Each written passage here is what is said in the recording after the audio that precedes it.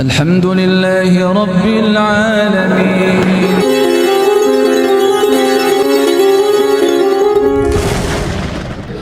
Bikin mongso, jadi nggak boleh ini mas ini tunggu ibu kalau sudah tes lapangannya baru kamu meninggal tes lapangannya baru ini nanti dibagi ngomong apa anaknya.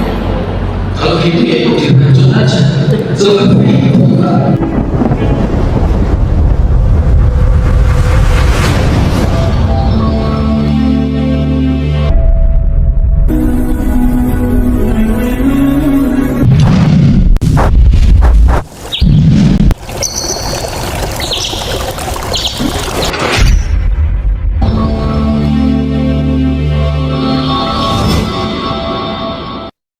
Bismillahirrahmanirrahim. Assalamualaikum warahmatullahi wabarakatuh.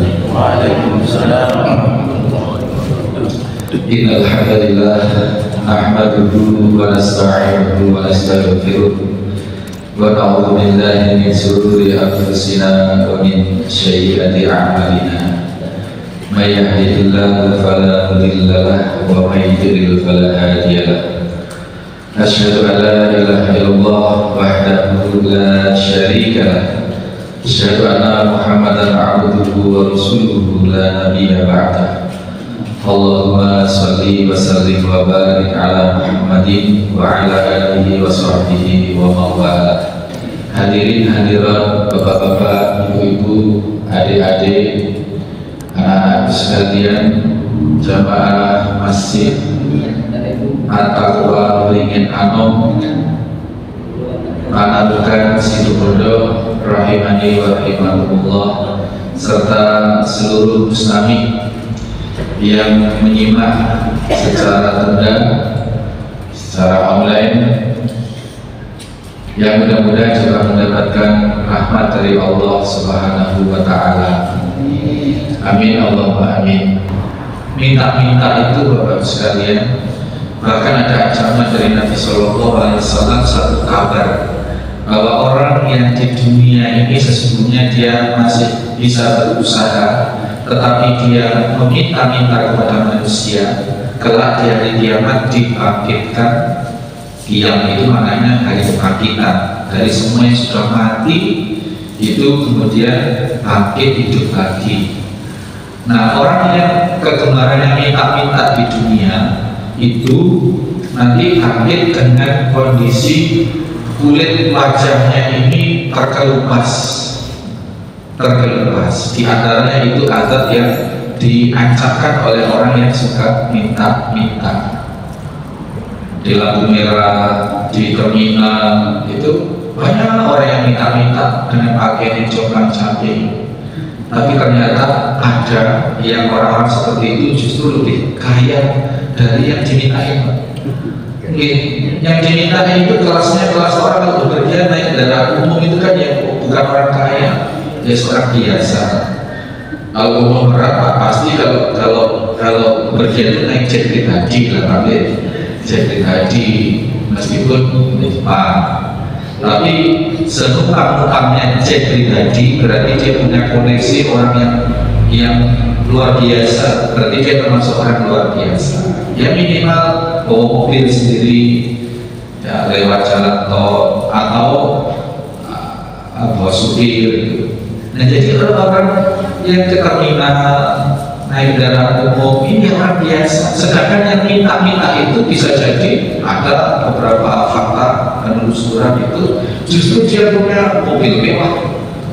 Dari minta-minta itu juga itu lebih kaya ternyata. Nah, orang-orang yang meminta-minta dalam rangka untuk memperkaya diri didasarkan oleh kemalasan, inilah nanti yang diadab di hari kiamat. Bangkit dengan wajahnya ini tidak punya kulit, terkelupas. Jadi matanya yang kelihatan, ya hidungnya itu kelihatan tulangnya berderai apa ini darah gitu. Saya itu selalu kalau pas mudik ke Banyuwangi lewat Bumitir misalkan, anak saya di situ selalu saya ngomel seperti itu. Inilah dia orang yang itu kan yang di Banyuwangi itu minta itu ya. Ya kita tidak menuduh dia maksudnya orang kaya tidak, tapi kita akan beri pelajaran pada anak-anak yang kita ajak itu, orang itu kalau mampu sebenarnya nggak boleh minta-minta. Karena kalau mampu tapi minta, mampu berusaha tapi minta-minta, itu nanti ya, begitu kan. Jadi sampai-sampai anak saya itu komentar, pasti ayah kalau lewat sini pasti itu yang diomongin. Karena kalau nyopir itu kalau nggak sambil ngomong itu kadang ngantuk. Ya apa yang dilihat ya diomongin aja. Imam ngomongnya nggak berguna ya, yang berguna. Sampai anak saya itu apa? Itu kan. Sekarang mungkin sebelum ini saya lanjut nih, mungkin sekarang ada yang tanya, gimana Ustaz, saya itu PJM, ketua PJM. Nah sekarang Muhammadiyah itu bangun MPS. Nah PJM ini punya kewajiban moral untuk menggali dana ke warga. Nah saya kan berarti harus minta-minta. Ya jangan minta Pak, jangan minta. Atau saya lah punya yayasan, ya di situ ada yatim, ada lembaga pendidikan yang non profit, non komersil, otomatis harus menyediakan anggaran untuk seperti dahlan itu non profit, sehingga untuk bayar guru kadang-kadang sampai melelang harta bendanya seperti itu.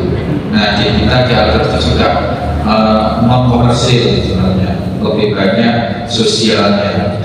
Seperti PJM mau ini sekarang Muhammadiyah bangun MPS di Sumbu. Kan otomatis PJM-nya harus menggerakkan ini, minta lah. Gimana kalau nggak minta? Nggak usah minta, ada caranya. Jadi jangan kita minta, kita justru memberi.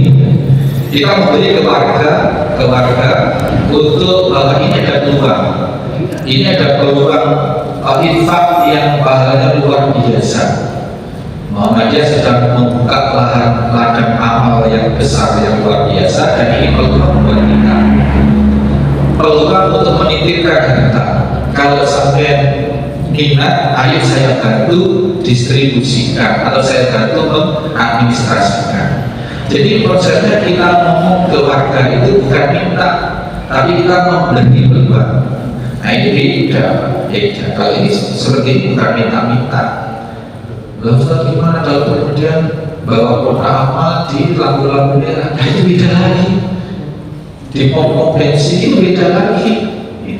Itu entah terserah apa motifnya, tetapi itu prakteknya adalah minta. Karena apa? Kodaknya disodorkan Pak. Malah seperti itu.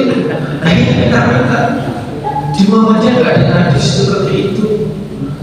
Sehingga Al-Firas itu meskipun secara administrasi tidak di bawah Muhammadiyah, tetapi itu memang amaliyah yang dilakukan oleh kader Muhammadiyah yang memang semangatnya metodenya seperti itu. Tidak di samping kita memiliki prinsip aliyatul mulia khairu milafis sufla, tangan di atas lebih baik dari tangan di bawah. Jadi meskipun kita dohirnya itu kita sedang menggali dana itu Pak PJM, tapi kita bisa memposisikan bahwa kita tidak kehilangan harga diri, tidak merendahkan diri sendiri tadi karena niat, dan yang kita lakukan adalah justru tidak datang untuk memberi peluang, itu memberi peluang pahala yang besar. Ini ada program MPS, ini peluang besar. Ayo tak bantu sampai harganya sebagian masukkan, seperti itu. Ini jadi untuk para aktivis syarikatan agar terhindar dari larangan Nabi di dalam meminta-minta dan di dalam merendahkan harga dirinya.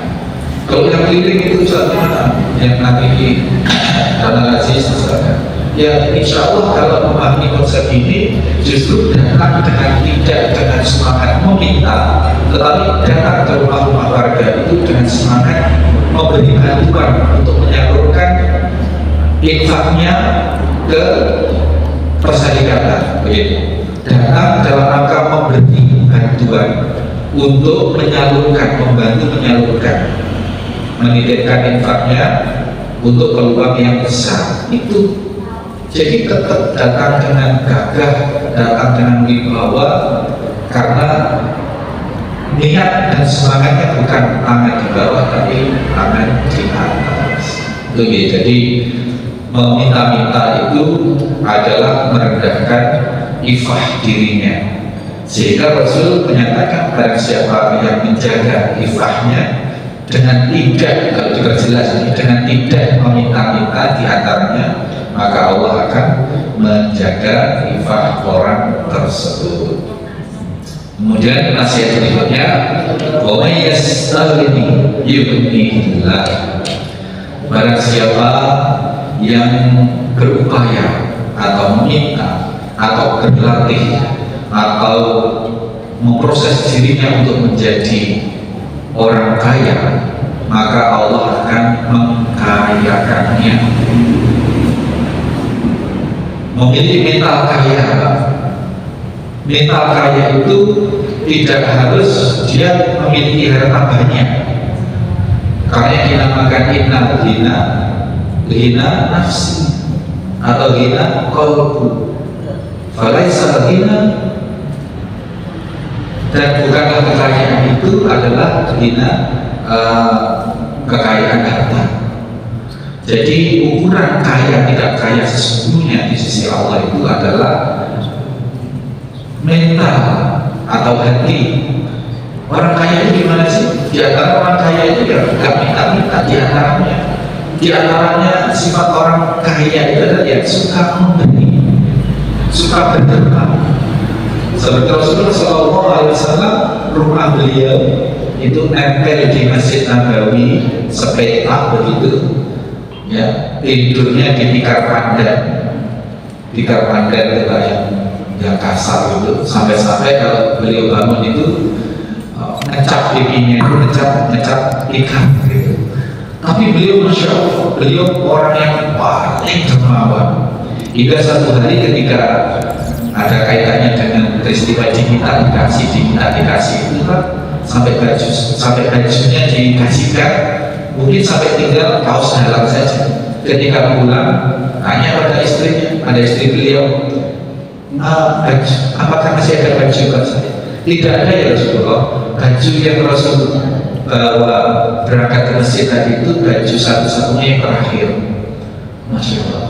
Dari sini kemudian Allah menegur bahwasanya kejarlah dunia wahai Muhammad, tapi juga jangan kau mengabaikan dunia. Kejarlah akhirat. Boleh berderma, boleh berinfak, boleh, tetapi juga harus pertimbangkan, karena kita masih badan kita masih fisik, masih di dunia ini juga membutuhkan dunia, maka juga pikirkan juga dunia. Jadi Rasul sampai ditegur oleh Allah gara-gara dermawannya. Kalau kita ditegur oleh Allah gara-gara apa ya kira-kira? Gara-gara ini. Kebalikannya Rasulullah sampai ditegur oleh Allah gara-gara dermawannya. Nah, kita ini tidak hanya ditegur, kadang dihukum oleh Allah, dibikin harganya sepeda motornya nabrak apa, dibikin harganya kecurian orang, diingatkan untuk sedekah, kurang sedekah. Dan di antara faedah sedekah adalah tolak bala. Di antara itu, jadi bala itu bisa ditolak dengan doa dan sedekah di antaranya. Ini begitu. Jadi yang nasihatnya Nabi tadi, yang pertama menjaga harga diri dengan tidak meminta-minta, kemudian berlatih untuk memiliki mental kaya, berlatih untuk siapa yang memproses mentalnya untuk jadi kaya, maka Allah akan membuat dia kaya. Kaya di sini bisa bermakna kaya hati tadi, ganjaran dari Allah, juga bisa bermakna kaya harta beneran, bisa bermakna harta kaya harta beneran. Ya, nasihat yang ketiga, wa may yatasabbar yusabbirullah. Barang siapa yang belajar bersabar atau berupaya berikhtiar untuk bersabar, maka Allah akan mengantarkan dia atau menjadikan dia di makom kesabaran. Ini Masya Allah, ketiga-tiganya tadi bisa terkorelasi langsung dengan mencegah diri untuk meminta-minta. Bersabar dengan apa yang dimiliki.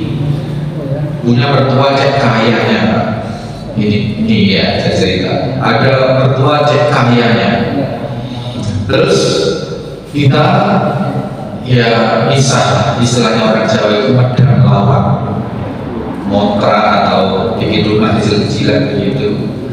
Itu hartanya orang tua itu kan kalau orang tua meninggal jadi harta waris, dan itu akan dimiliki oleh ahli waris, itu otomatis. Jadi harta itu harus ditinggal mati oleh seseorang ya, yang harta itu statusnya ketika masih hidup miliknya orang itu, maka ketika ditinggal mati menjadi hartanya Allah, menjadi harta pusaka, harta waris yang pembagiannya harus nurut dengan maunya Allah.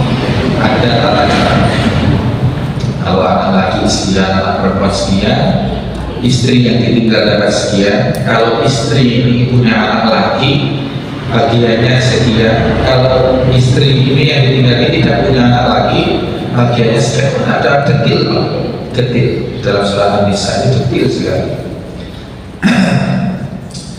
Nah, karena nunggu orang tuanya nggak mati-mati, ya karena menginginkan berbuatnya itu, maka dia didemokso dengan minta lah, dengan apalah begitu, didemokso. Ini artinya tidak bersabar, tidak bersabar. Ada loh itu di suatu kampung, tidak saya sebutkan, tapi ini ada. Tinggal ibunya yang sudah tua itu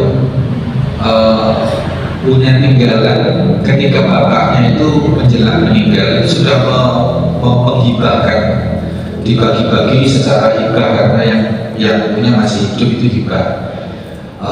Berapa bau sawah itu seperempat untuk anaknya ini, untuk anaknya ini. Nah, yang tinggal berapa itu untuk tunggu hidup ibumu. Jadi haknya masih di ibunya.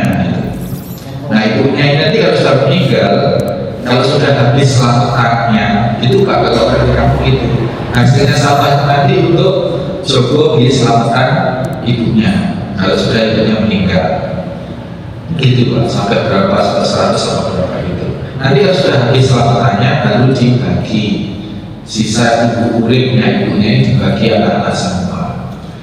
Dalam satu perjalanan waktu, ada anaknya ini yang mirip Abu Jahal, ngatur saudara-saudaranya diatur, gitu, bikin mongso. Ini nggak boleh, ini mas, ini tunggu ibu kalau sudah tes selamatannya baru kamu meninggal, tes selamatannya baru ini nanti dibagi. Ngomong apa anak itu? Kalau gitu ya itu diracun aja. Seperti itu. Ini fakta ini. Jadi kayaknya orang ini bikin mongso mau ngambil dulu atau bagaimana begitu. Saudara-saudara lain cegah. Tidak boleh, karena memang wasiatnya bapak ini masih ada hak ibu. Sampai keluar kata-kata seperti itu. Ngomong itu racun begitu. Ini fakta ada. Jadi di antara menjaga diri dari meminta-minta itu adalah bersabar. Dan siapa yang melatih diri untuk senantiasa bersabar, maka Allah akan memberikan kesabaran. Maka Allah akan menjadikan dia bersabar benar.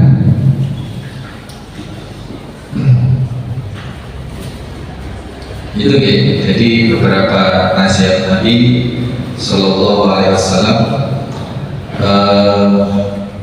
yang disampaikan oleh para orang-orang yang tadi selalu minta-minta.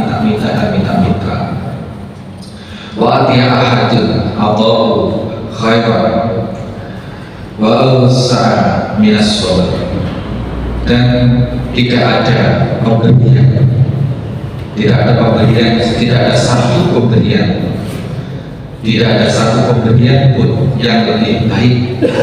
Tidak ada satu anugerah, tidak ada satu karunia, tidak ada satu pemberian yang lebih baik untuk kalian, untuk diri kita semua ini, minas surga.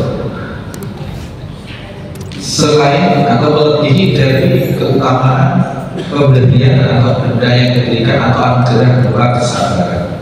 Jadi kesabaran ini kan babnya kan sabar, maka disini dicantumkan dalam hadis yang kedua dalam bab sabar, karena di situ ada inti pelajaran yang besar bahwasanya sesungguhnya